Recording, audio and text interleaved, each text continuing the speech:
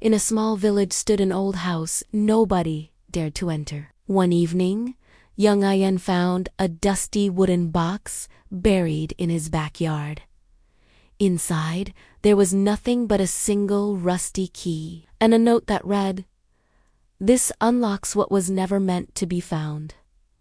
Curious, Ayan carried the key into the abandoned house. As he stepped inside, the wall seemed to whisper his name. The air grew colder, and suddenly, a hidden door appeared in the corner, its lock glowing faintly. Could this be what the key was meant for? Ayan's hands trembled as he turned the key. The door creaked open, revealing a secret room filled with dusty books and broken clocks.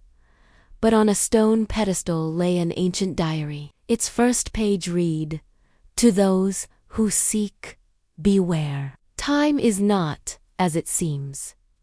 The diary told the tale of a man who tried to control time itself. He vanished, leaving behind warnings of curses and shadows that still linger. Suddenly, Ayan noticed the clocks in the room began ticking, though none had been working before. Intermission.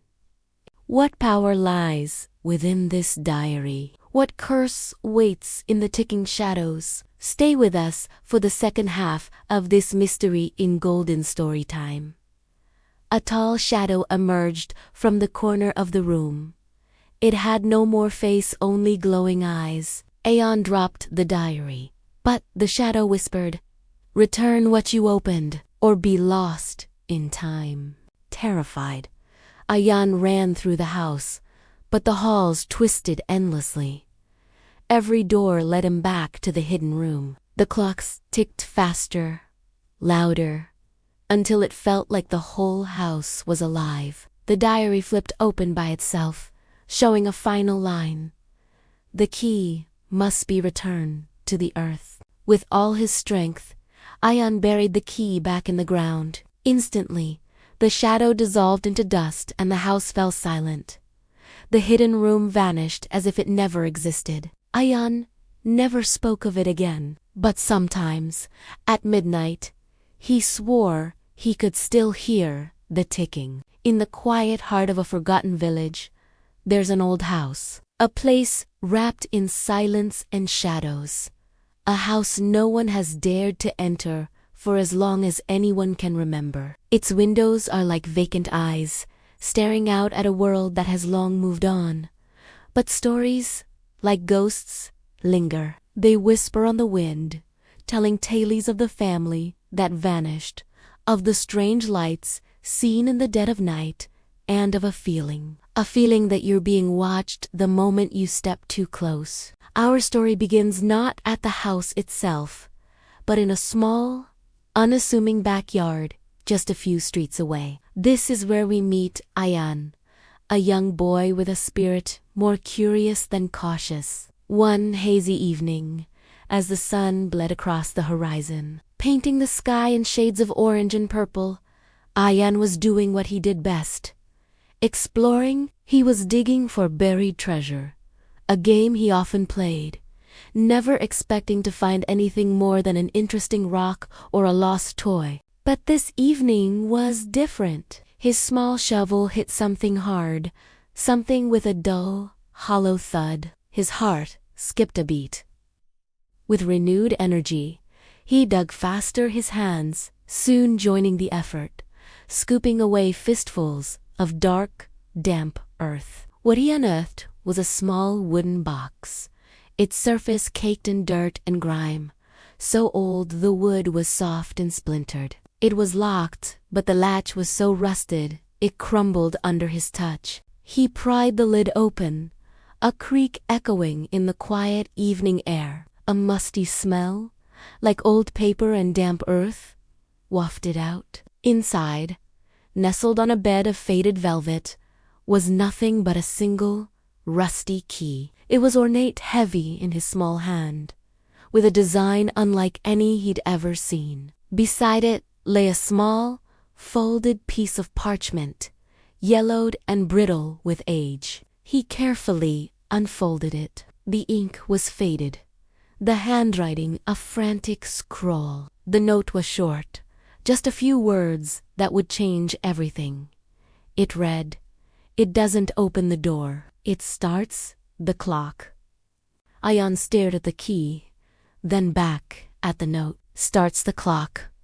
What could that possibly mean? He didn't know it then, but this single rusty key unlocked more than just a door. It was about to open a curse of time itself. The key felt strangely warm in his palm, almost as if it were humming with a life of its own. He looked up, his gaze drawn instinctively, magnetically, towards the silhouette of the old abandoned house on the hill. It was as if the house was calling to him, pulling him in. Driven by a curiosity that overpowered his fear, Ayan clutched the key and began to walk. The closer he got to the house, the heavier the air became. The whispers he'd always dismissed as the wind now seemed to form words, secrets that no one should ever hear. The house loomed before him, a skeletal structure against the deepening twilight. The front door was massive, made of dark, weathered oak,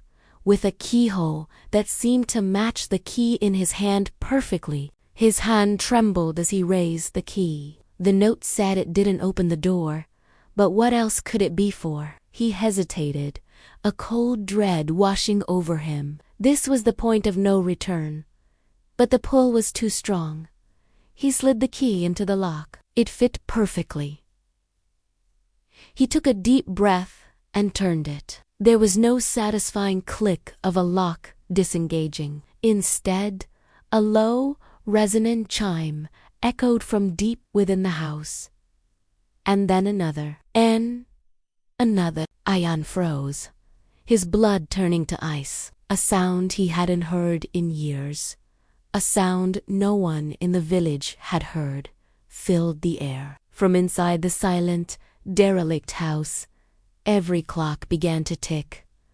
Grandfather clocks, cuckoo clocks, mantel clocks, ticking in unison, a symphony of lost time. But none of them had worked for decades. The sound grew louder, more frantic, the ticking accelerating until it was a deafening roar that seemed to shake the very ground beneath his feet. He stumbled back, pulling the key from the lock, his heart hammering against his ribs. The front door, which had been sealed shut for generations, slowly began to creak open, revealing an impenetrable darkness within. The ticking from inside suddenly stopped, replaced by a profound, unnerving silence. A cold breeze, carrying the scent of dust and decay, snaked out from the opening, wrapping around him. He felt it, then a presence in the doorway.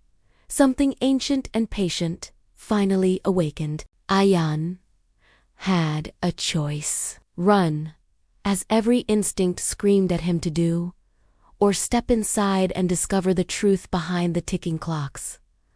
The mystery was a siren's call. He knew, deep down, that sometimes curiosity uncovers truths that are better left buried. The house had been waiting.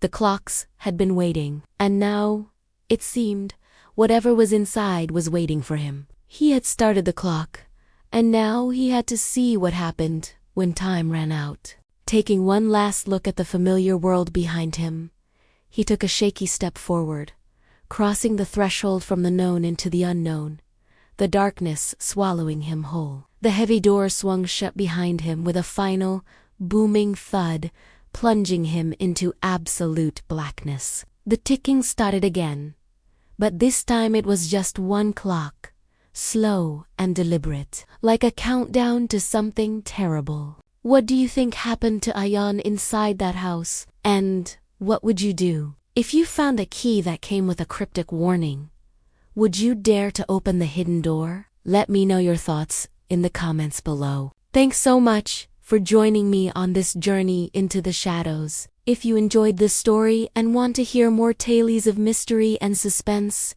make sure to hit that like button and subscribe to the channel. Don't forget to ring the notification bell so you never miss an update. Until next time, stay curious, but be careful what doors you choose to unlock.